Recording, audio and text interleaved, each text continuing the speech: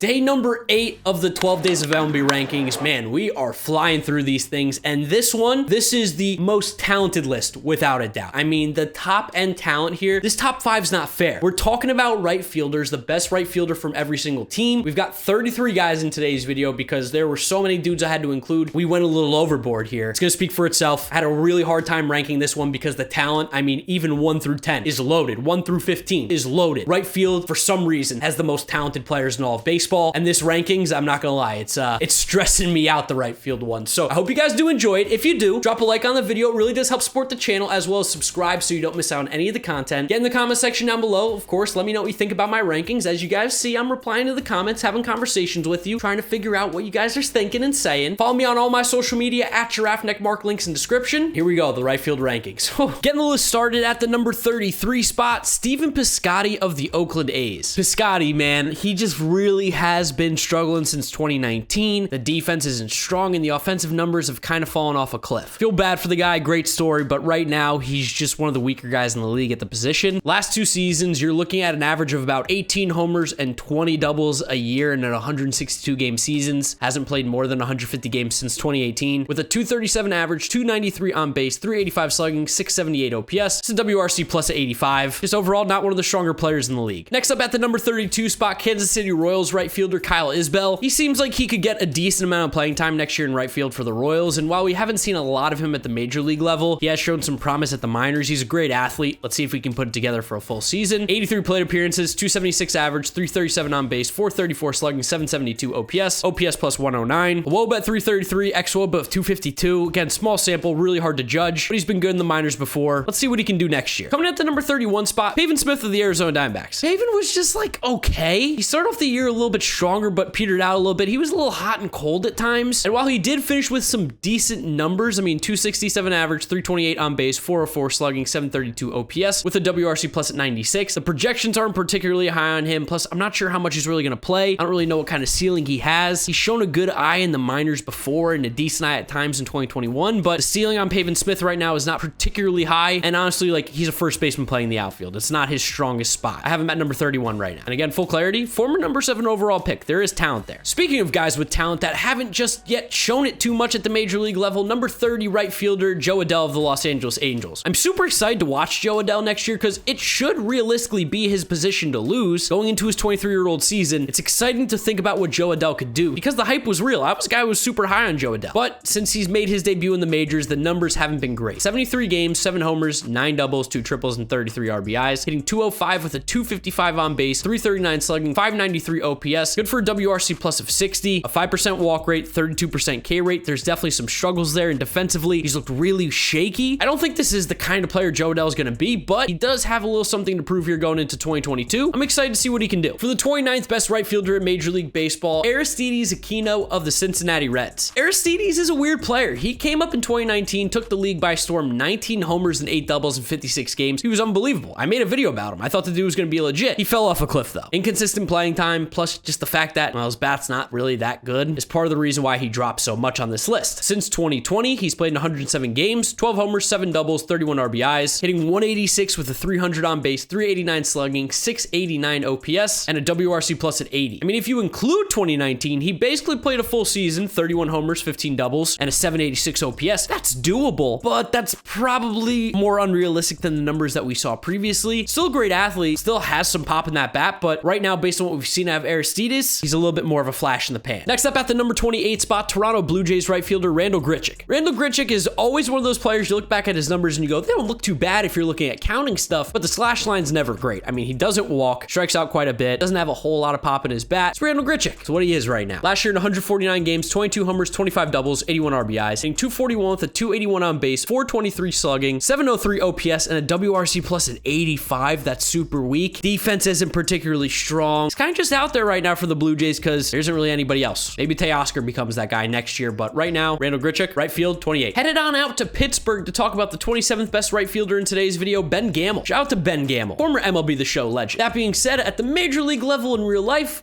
he's okay. I mean, last year he played decent with the Pirates. He was fine at the plate, 101 WRC plus in 122 games. That was, of course, split between Pittsburgh and Cleveland. And defensively, he's whatever. It's Ben Gamel. There's not a whole lot of upside to him, but you kind of know he's going to be a pretty pretty safe player. Realistically, a guy you want on the bench more often than playing every single day, but he did have a 12.8 walk rate last year. That's something. 8 homers, 18 doubles, 735 OPS. Pretty solid year for Ben Gamel. I just don't know how much better it's going to get. Just missing out on the top 25, coming in at number 26, one of the 2 right fielders for the White Sox I have featured in today's video, Andrew Vaughn. Now, I don't think Andrew Vaughn is an outfielder, but it looks like right field might be where he's getting the majority of playing time as the roster currently stands, and that hurts him. I mean, he's definitely not a good outfielder. He's a first baseman. And the bat, while it was good at times, wasn't particularly strong over the full season. 127 games, 15 homers, 48 RBIs, 235 average, 309 on base, 396 slugging, 705 OPS, good for a WRC plus at 94. I think he's going to improve. He's a very, very talented hitter. But right now, based on what we've seen, especially if he's playing the outfield, just can't really put him much higher yet. On the other side of the coin here, coming in at number 25, Bradley Zimmer of the Cleveland Guardians. Bradley Zimmer not showing much with the bat, but defensively, he's a freak. He's an incredible athlete, gets to every single ball out there. In right field, he'll be very valuable with the glove, but at the plate, that's where it's super shaky. I mean, he's never really had a great offensive year for his career since 2017, 79 WRC plus, has trouble staying on the field. The most games he's played in the season's 101, and that was again back in 2017. Last year, 99 games, 8 homers, 35 RBIs. He did steal 15 bases with a 227 average, 325 on base, 344 slugging, 89 WRC plus, the best of his career. Bradley Zimmer's coming in at number 25. At the number 24 spot, I've got Anthony Santander of the Baltimore Orioles. Yeah, he had a really nice 2020, looked super strong, but took a big step back in 2021, and then the juice balls in 2019. I don't really know what to do with this guy. Here's what I'll say: defensively, he's pretty horrible out there and right. Definitely not strong. The bat at times has looked good, but again, inconsistent for sure. Since 2020, you're looking at 29 homers and 37 doubles in 147 games, which sounds great. It's a 247 average, 294 on base, 472 slugging, 766 OPS. Shockingly, that's only a WRC plus of 102. The really good 2020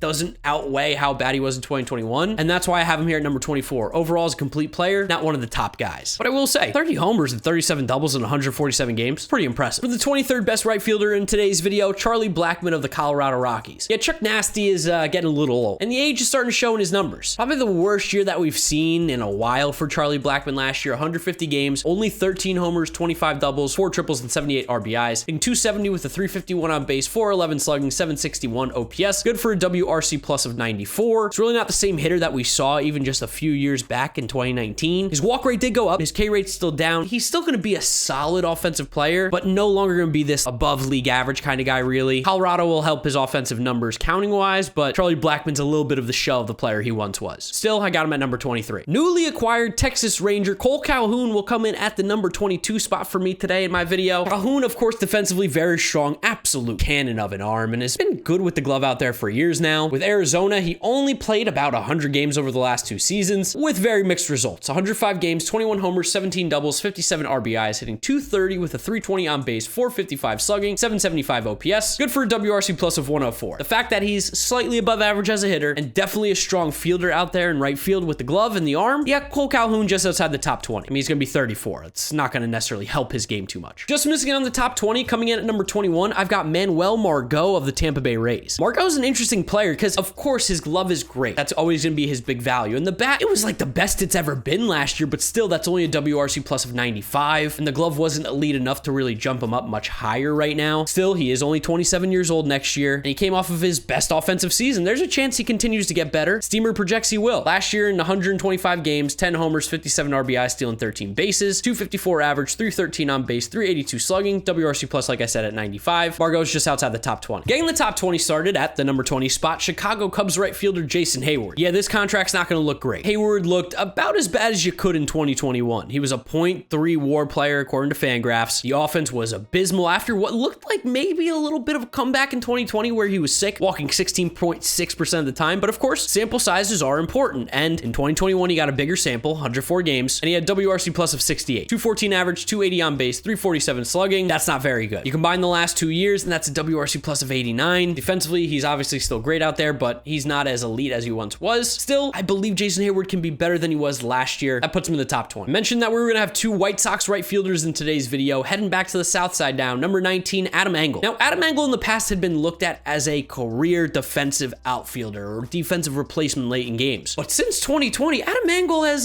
something's clicked with him offensively, and he's been a lot better, albeit very small sample size, 75 games. But in those 75 games, Adam Engel is striking out a lot less, 21.5% K rate, walking a little bit more, 6%, still not great. 10 homers, 14 doubles and a triple with 30 RBIs, stealing 8 bases, hitting 270 with a 335 on base, 488 slugging, OPS at 823, and a WRC plus at 124. I think he's a platoon outfielder realistically. I don't know about playing every day, but he's a great athlete. Good glove. Definitely top 20, I think. His baseball savant page is super fun to look at. For the 18th best right fielder in Major League Baseball, Milwaukee Brewers newly acquired right fielder Hunter Renfroe. Renfroe looked great in Boston last year, and he did the classic Hunter Renfroe thing. Like, he'll just get extremely hot for a bit and be ice cold for another, and he ends up having a pretty good season. That's what you can pencil in Hunter Renfroe for. 144 games, 31 homers, 33 doubles, 96 RBIs, hitting 259 with a 315 on base, 501 slugging, 816 OPS. Good for an OPS plus at 114. Defensively, he stunk last year, but right field in Boston's a little tough because of how big it is. He has an absolute cannon. He's been good defensively before. I expect him to bounce back. And the way that he is able to hit for power at a pretty consistent level, Hunter Renfroe is definitely inside this top 20. Could be inside the top 15 with another strong season without a doubt. Coming at the number 17 spot, I got Max Kepler of the Minnesota Twins. Now, while he did have a down season, he was still about a 2-win player, which puts him relatively right in the same spot that I have him. And we've seen him be really good before. Granted, the numbers haven't matched the 2019 season where he went off, but I think he can very much be an above average offensive player with some pretty good defense out there in the outfield. Last year in 121 games, 19 homers, 21 doubles, 4 triples, and 54 RBIs, hitting 211 with a 306 on base, 413 slugging, 719 OPS, WRC plus at 95. Steamer projections like him. I like him. Just missing out on like the midway point here for these rankings. For the 16th best right fielder, Will Myers of the San Diego Padres. I was actually surprised. Will Myers has been a little bit better than I thought. Now, I don't think he's one of the best right fielders in the game, but he is a little better than I would have expected. The last 3 years, he's been relatively healthy, playing about 150 games in the last 2 full seasons. He's good for 18 to 20 homers, 20 to 25 doubles, 60 RBIs, 250 average, 340 on base, right around 440, 450 slugging, which would give him a WRC plus a little above average at like 107, 108. And defensively, he's a good athlete, which makes up for a lot of his, I would say, ineptitude out there, but he's not the worst. I like Will Myers. He's a little player here. Yeah, number 16, why not? Getting the top 15 started at the number 15 spot, Dylan Carlson of the St. Louis Cardinals. To me, at least, it feels like there is a clear change in the kind of players that we see from this rank on. He's just like a clear step above the guys we just mentioned, Will Myers, Max Kepler, and he's only 22 years old. He's going to be arguably a top 10 guy probably after this next season. Carlson's rookie year looked really strong. 18 homers, 31 doubles, 4 triples, and 65 RBIs, hitting 266 with a 343 on base, 437 slugging, 780 OPS. Good for a WRC plus at 113. He was basically a 3-win player last year. Defensively, he's not the worst. He's a really good athlete, so he makes up for a lot of it. Switch hitter as well. I really like Dylan Carlson, a guy that I'm definitely keeping a closer eye out on, and I expect a breakout next season. That's a really strong rookie campaign from him. For the 14th best right fielder in Major League Baseball, I've got Robbie Grossman of the Detroit Tigers. And let me tell you something. Robbie is anything but gross, man.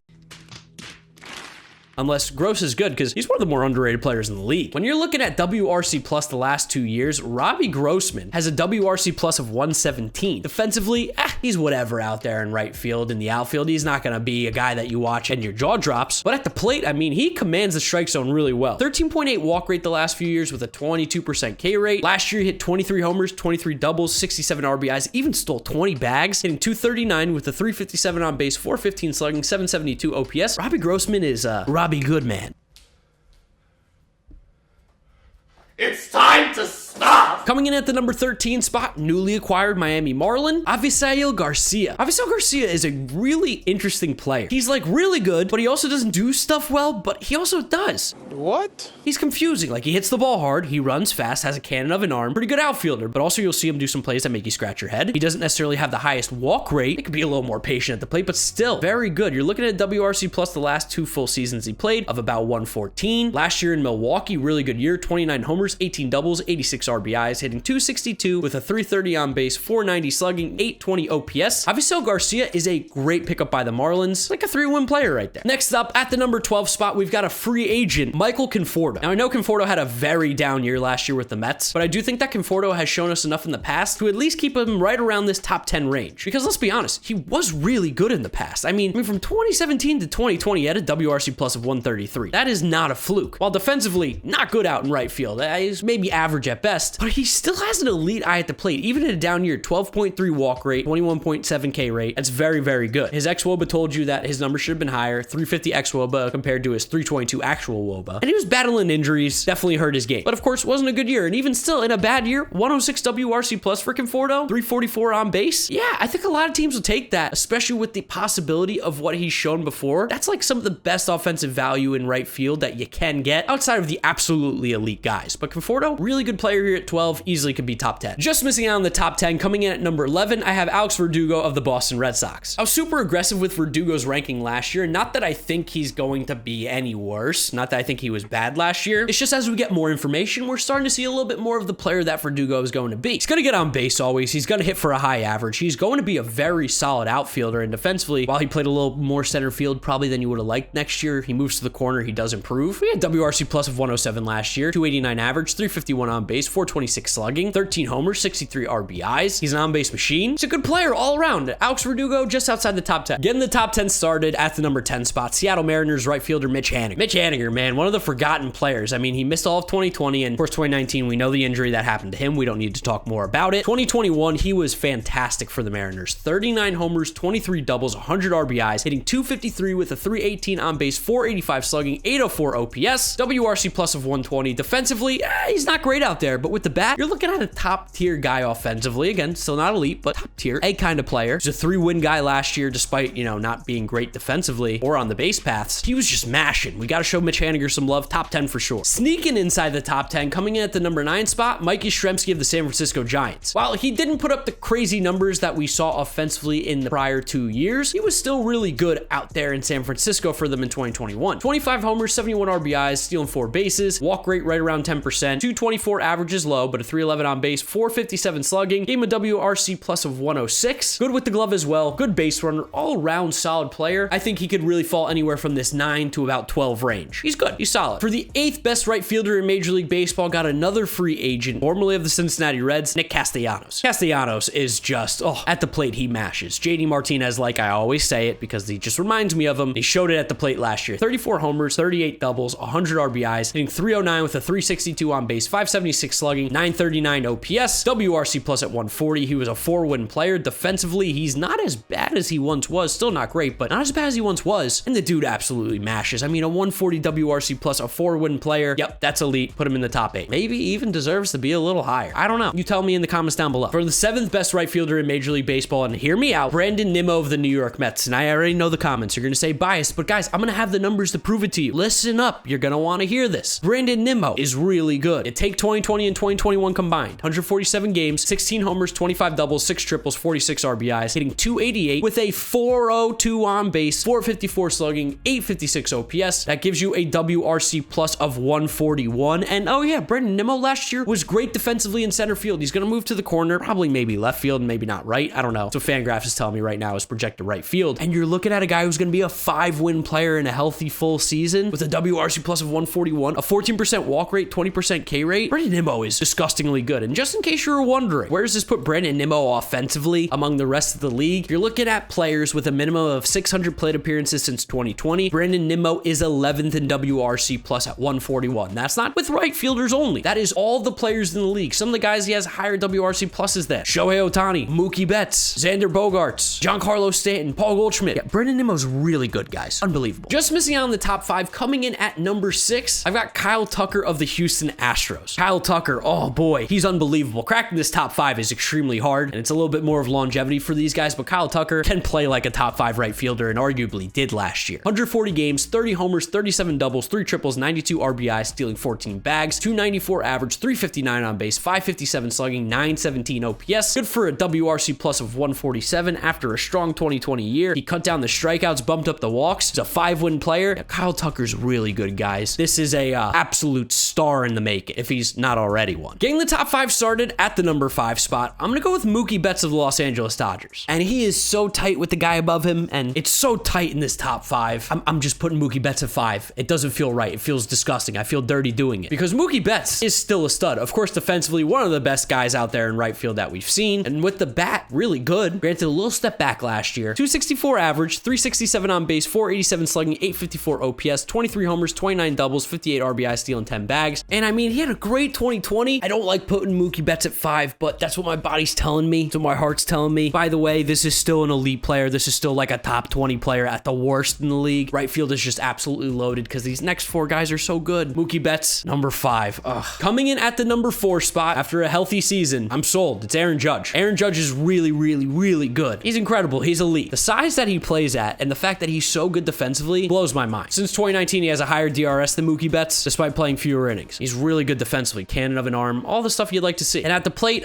he's no slouch either. 39 homers, 24 doubles, 98 RBIs, hitting 287 with a 373 on base, 544 slugging, 916 OPS. That was good for a WRC plus last year of 148. I mean, since 2017, he has a WRC plus of 154. Aaron Judge is really, really, really good. Ever so slightly behind the guy at number 3, reigning National League MVP, Bryce Harper. Harper is just, he's on another level. While he might not have the glove of Aaron Judge, his bat is arguably a good amount better than Aaron Judge. Like, they've comparably played the same amount of games since 2020. Harper's played like 20 more. And while the home runs are similar, I mean, Harper has a 17.7 walk rate. That is absolutely disgusting. A WRC plus of 164 since 2020. He's an 8-win player in just under 200 games. Judge is comparable at 6.4 with 176. Similar numbers as well. And we saw Harper's year last year. Let's just talk about the MVP. Let's appreciate how good he was with the Phillies. Harper hit 35 homers, 42 doubles, 84 RBIs, even stole 13 bags last year, hitting 309 with a 429 on base, 615 slugging, 1044 OPS, best in Major League Baseball. I gave him a WRC plus on the season of 170. Cannon of an arm still, 16.7% walk rate last year. Yeah, he's unbelievable. Number 3, he's a stud. He's a beast. Coming in at the number 2 spot, another National League East right fielder, and that's going to be Ronald Acuna Jr., who, my God, he's unbelievable. He only played in 82 games last year, and he was a 4.2 win player. If you look at the last 2 years combined, in only 128 games, 6.5 win player, WRC plus of 157. He would have hit 38 homers, stole 25 bags in that time, a 15.5% walk rate, which is insanely huge for Ronald Acuna's game. He has an on-base percentage since 2020 of 399, average 271, slugging 591. Whoa, before 12. He's pretty good out there in the outfield too. He's a great athlete. Now, maybe he loses a step here because of the big injury, but there's no signs of Ronald Acuna slowing down anytime soon. He's going to be 24 next year, and he's simply one of the top 5 best players in the game, and number 2 in right field only because the guy at number 1 is just so special. Another generational talent, but even then, maybe some of the greatest talent this game's ever seen at the plate. Am I speaking hyperbole? Maybe a little bit, but I truly believe it. The number 1 right fielder in Major League Baseball is, of course, Juan Soto of the Washington Nationals. Another National League East right fielder. By the way, National League East, 4 guys inside the top 7 in terms of right fielders on my rankings. So let's talk about Juan Soto. Last year, Juan Soto, 6.5 win player in 151 games. Let's just read out some of these numbers. They're silly. How about a 163 WRC plus after a 201 WRC plus in 2020 and a 143 WRC plus in 19 and a 146 in 2018? Yeah, he is basically guaranteed to be 50% better than league average offensively every single year. Defensively, a little shaky, but it literally actually doesn't matter. It's irrelevant because of how good he is at the plate. Soto hit 29 homers, 20 doubles, 2 triples, and 95 RBIs last year, hitting 313 with a 465 on base coming off of 490 in 2020. He has a career on base percentage of 432, guys, in 400 plus games. That's disgusting. 534 slugging, 1,000 OPS essentially. He walked 145 times while striking out only 93. That's a walk rate of 22.2% and a K rate of 14.6. His walk rate for his career, he has walked more than he has struck out. 18.6 walk rate to 17.6 K rate. For his career numbers going into his 23-year-old season, 301 average, 432 on base, 550 slugging, 981 OPS,